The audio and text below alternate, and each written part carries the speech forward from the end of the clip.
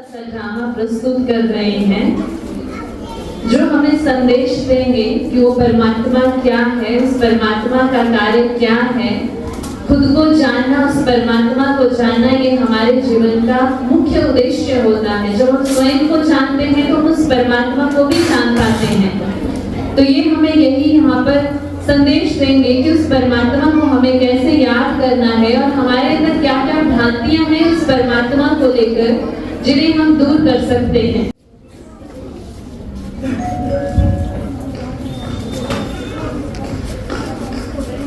I am sorry Divya, मुझे आने में थोड़ा लेट हो गया।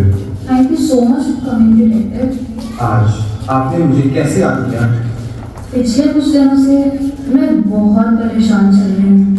मुझे ऐसा लगता है कोई आवाज़ मेरा पीछा कर रही है। कैसी आवाज दिव्या? पता नहीं, एक पहेली जैसी मालूम होती है। अच्छा। मैं चाहती हूँ कि आप इस पहेली को हल करें।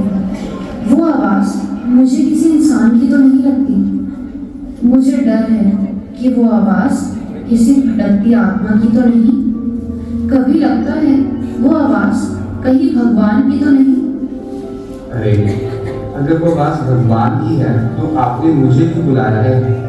दुनिया में इतने धर्मों के मंदिर, मस्जिद, चर्च और गुरुद्वारे हैं, इतने संत फकीर हैं, आप उनके पास क्यों नहीं गई? हर धर्म, हर गुरु अपने ही धर्म का प्रचार करने लगता है। पर मैं सच्चाई जानना चाहती हूँ और उसके लिए एक लॉजिकल माइंड ही मेरी मदद कर सकता है। ठीक है मैम, मेरी टीम आपकी मदद करने की पूरी कोशिश करेगी, but please give us some time. Thank you so much Parth, तुमने मेरे मन का बोझ हल्का कर दिया। Team yes sir. एक्टिव हो जाओ। एक ऐसा केस आया है जो हमारे पिछले सभी केसेस से बिल्कुल हटकर है। पर सर, इसमें तो कुछ समझ ही नहीं आ रहा। पहले इन दो लाइंस को ध्यान से पढ़ो। खोज रही दुनिया मुझे, ऐसा अनोखा राज हूँ मैं, क्यों मुझसे दूर हो तुम, जब आया तुम्हारे पास हूँ मैं। मतलब दिव्या का कहना है कि ये किसी आत्मा की या फिर भगवान की आवाज है। क्या सचमुच ये भगवान की आवाज है? यही मिस्ट्री को तो हमने सॉल्व करना है। टीम पूरे शहर में फैल जाओ और पूरे शहर का कोना कोना छान मारो। आज तक तो हमने इंसान को ढूंढा, अब हम भगवान को ढूंढते हैं।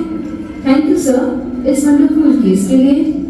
और हाँ, ध्यान रखना, ये हमारी जिंदगी का सबसे इंटरेस्टिंग केस है, जिसमें ना कोई सबूत, ना कोई गवाह, बस एक पहेली, एक आवाज।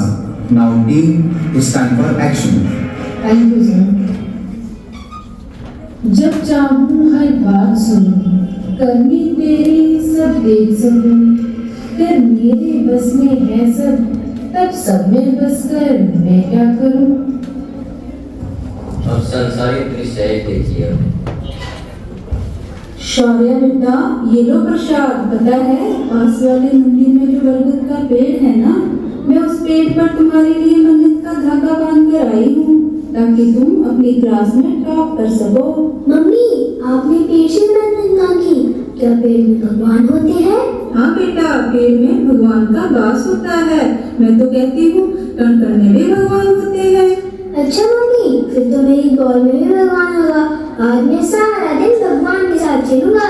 अच्छा, खेलना नहीं है बेटा, कल तुम्हारा एग्जाम है ना, अभी तुम पढ़ाई करो, बुक्स में भी भगवान होते हैं। अरे मम्मी, खेलने दो ना। बस बेटा, बहुत हो गया, अब चुपचाप पढ़ाई करो। मम्मी, आप कहती हो कण कण में भगवान है? हाँ। फिर तो मेरे में भी भगवान होगा। हाँ जी। अगर आप मुझे डांटोगे ना तो मैं आपको श्राप दे दूंगा।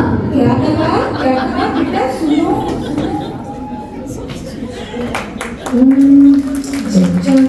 कोई बात सुनो। क्या बात है बेटा, क्यों परेशान हो? नहीं, कुछ खास नहीं। पर आप कौन? मेरा नाम सुमति है। चौराहे पर जो पुरानी कुटिया है ना, मैं वहीं रहती हूँ। बेटा, तुम चिंता में लग रहे हो, घबराओ नहीं, मैं तुम्हारे मित्र जैसी हूँ। मुझे बताओ, हो सकता है मैं तुम्हारी कुछ मदद कर सकूं। सुमिति जी, मैं सोच रही हूँ क्या सचमुच में भगवान होते हैं? अच्छा, मेरी बात जरा ध्यान से सुनो। हमारे धार्मिक ग्रंथ श्रीमद् भगवत गीता में लिखा है, यदा यदा हि धर्मस्य ग्लानिर्भवति भारत अभ्युत्थानम् अधर्मस्य तदात्मानं सृजाम्यहम्। जब जब होती धर्म की हानि और बढ़ता है पापाचार, धर्म की रक्षा करने को तब तब लेता मैं अवतार। इससे तो यही आभास होता है बेटा, भगवान हैं और कंकड़ में नहीं हैं। और सुनो, जब बच्चा करे बुरा कोई काम तो पिता उसे भी रोकता है। क्यों रोकता नहीं खुदा हमें? हमारे अंदर बैठा क्या सोचता है? ऊपर वाला क्यों कहते उसे? क्यों गाते हम यदा यदा? ना ढूंढते तुम आज उसे, अगर वो रहता जगह जगह। कुछ तो रंग चढ़ता संग का, हर जगह अगर वो रहता। नामुमकिन है वो कण कण में, विवेक ही है कहता। जब जब हर बात सुनूं कण कण में। Oh wow, that's make a sense. और इस पहेली में भी तो यही लिखा है, मतलब कि भगवान इतना पावरफुल है कि उसको कण कण में रहने की क्या जरूरत? वो हमें जब चाहे देख सकता है, सुन सकता है। इसका मतलब कि भगवान सर्वव्यापी नहीं है। वाह सुमति जी वाह, आपने तो मेरी पहेली ही सॉल्व कर दी। अरे सुमति जी, सुमति जी।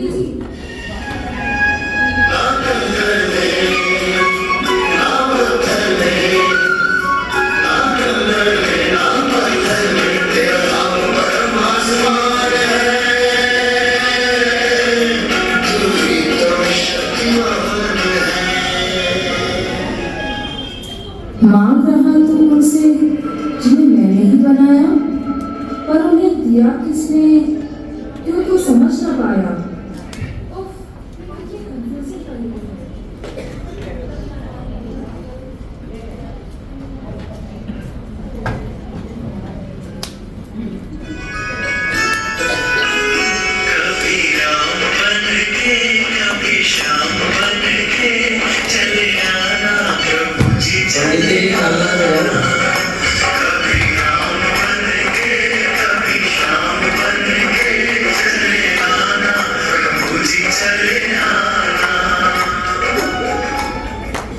गजाननं गणाधिसेवितं प्रतिजन्मूफलचारुभक्षणं गुमास्तं शोकविनाशकारकं नमामि विघ्नेश्वरपालकमूर्तिम्।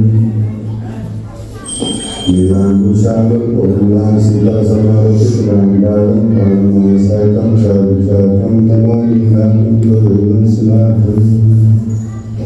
कपूरगोरं करुणावतारं संसारसारं भुजगेन्द्रहारं सदा वसन्तं हृदयारविन्दे भगवद्भगवद्गीतं नमामि। वाह पंडित जी वाह, आपकी सुरीली आवाज सुनकर मैं प्रभु प्रेम में लीन हो गई। आओ देवता जी आओ, कैसे आना है? बस पंडित जी क्या बताऊं, मेरा जीवन चारों से मुसीबतों से घिर गया है। हर चीज में असफलता मिल रही है और मैं बहुत परेशान हूँ। क्या करूँ कुछ समझ नहीं आ रहा है। अब आप भी मुझे कोई उपाय बताइए। हाँ, कोई बताते हैं जी। आपका ये देखकर तो ऐसा लग रहा है कि आपका तो साक्षाती चल रही है, देवों का प्रकोप भी चल रहा है। अच्छा। देवकुल की कृपा समाप्त हुई है। ओहो। किसी अदर पूर्वज का श्राप चल रहा है। अच्छा पंडित जी। आप तो मुसीबतों को चक्रवात में फंस चुकी हो। मेरी मानो, आप व्रत रखना शुरू कर दो। जी पंडित जी, व्रत तो मैं जरूर रखूंगी, लेकिन आप थोड़ा विस्तार से समझाइए। ऐसा करो, सोमवार को शिव जी का व्रत रखो, तुम्हारी सब इच्छाएं पूर्ण होंगी। जी। मंगलवार को हनुमान जी का व्रत रखो, वीरवार और शुक्रवार को माँ लक्ष्मी और माँ दुर्गा का व्रत रखो। हाँ, रविवार को सूर्य देवता का दिन होता है, फिर उपवास रखना अति उत्तम है। उस दिन उपवास रखने से फिर तो मेरा पंडित जी समाज में बहुत नाम होगा, मान सम्मान होगा और धन की भी प्राप्ति हो जाएगी। हाँ और हाँ, मंगलवार का व्रत रखना बिल्कुल मत भूलना। जी पंडित जी, हनुमान जी की सर हो गए तो मेरे पति मेरी मुट्ठी में हो जाएंगे। हाँ क्यों नहीं सकते हैं। अब पंडित जी बुध और शनिवार ही बसते हैं, उसका भी कोई उपाय बता दीजिए। इसके लिए तो मैं ये राय दूंगा कि बुधवार और शनिवार को कुछ न खाए। अच्छा, भगवान विष्णु और शनिदेव अति प्रसन्न होंगे, तुम्हारे सभी दुश्मनों का नाश हो जाएगा, सफलता तुम्हारे कदम चूमेगी। अच्छा पंडित जी। दान दक्षिणा पूरे दिल से दोगे तो व्रत का फल भी दुगना हो जाएगा। अच्छा पंडित जी। अच्छा दे दे, अब मैं चलता हूँ, बहुत भूख लगी है, अच्छा, मेरे भोजन का समय हो गया। जय श्री राम। जय श्री राम। सोमवार, मंगलवार, बुधवार, अरे पंडित जी खुद तो खाने चला गया और मुझे 7 दिन के बाद बता दिया। अब मैं खाना किस दिन खाऊंगी? दुश्मनों का नाश हो या ना हो, मेरा सत्यानाश जरूर हो जाएगा। मैं तो और परेशान हो गई। क्या इतने व्रत, इतने उपवास रखने होते हैं? क्या बात है बेटा, तुम तो बहुत परेशान लग रहे हो। नहीं नहीं, मैं ठीक हूँ। अरे बताओ बेटा, लगता है पंडित जी की बातें सुनकर कंफ्यूज हो गए हो कि इतने भगवान कैसे हो सकते हैं। सही समझा आपने, मैं इसी दुविधा में हूँ। राम, रहीम, शिव जी, कृष्ण जी, माँ अम्बे, माँ दुर्गा, क्या ये सभी भगवान हैं? किसको रिझाऊं, किसको मनाऊं, कुछ समझ में नहीं आ रहा है। भगवान के बारे में जानना चाहते हो? हाँ जी।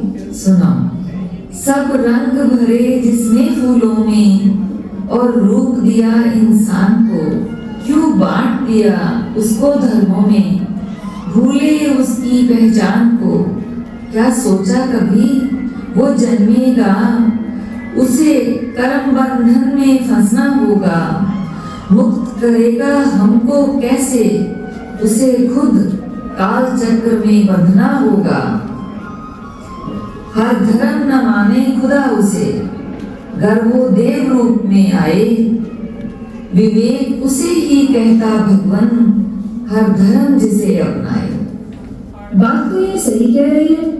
अरे इस पहेली में भी तो कुछ ऐसा ही है। मांग रहा तो उसे, क्यों तो समझ ना पाया। मतलब ये है कि जिन देवताओं से हम मांगते हैं वो भगवान नहीं हो सकते। सभी देवताओं ने जिसकी पूजा की वही भगवान है। Thank you Sumati ji. Sumati ji, Sumati ji.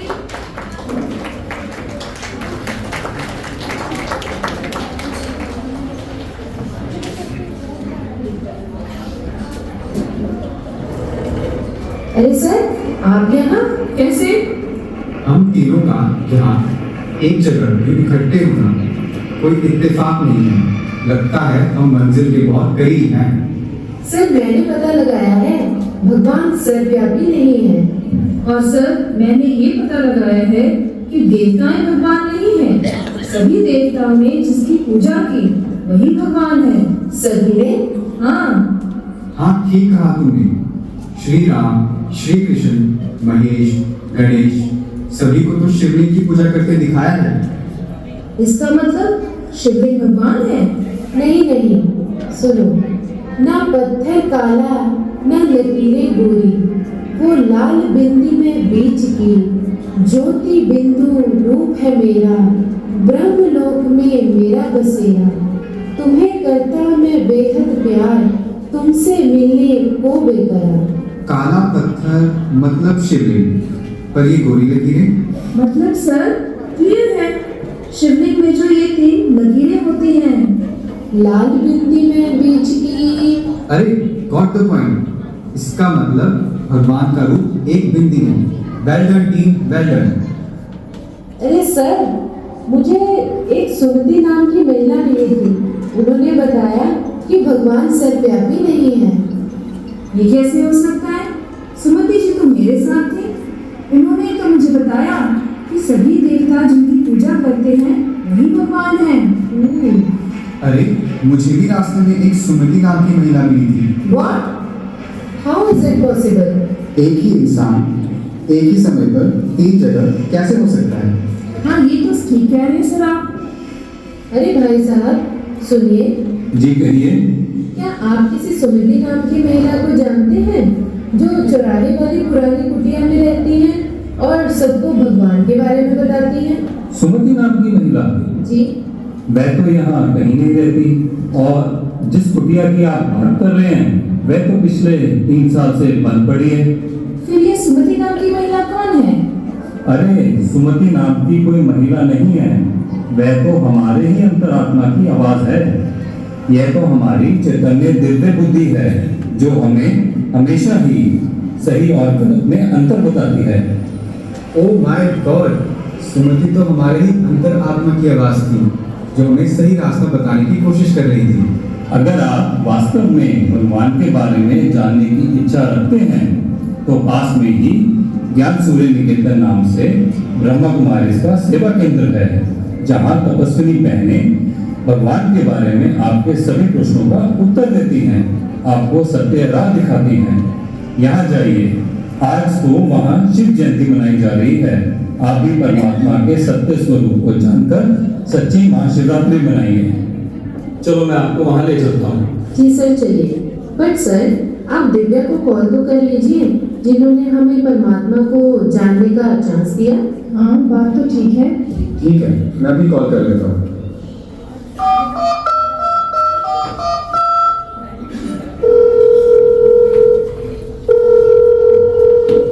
Hello hello. Hello Divya. Yes sir. Congratulations, हमने आपका केस सॉल्व कर दिया है। Oh really? बिल्कुल, मैं आपको लोकेशन भेज रहा हूँ, बाकी क्वेरीज के लिए आप यहाँ तुरंत पहुँचिए। Thank you so much detective, मैं अभी पहुंचती हूँ। निराकार शिव है आए, गीता का ज्ञान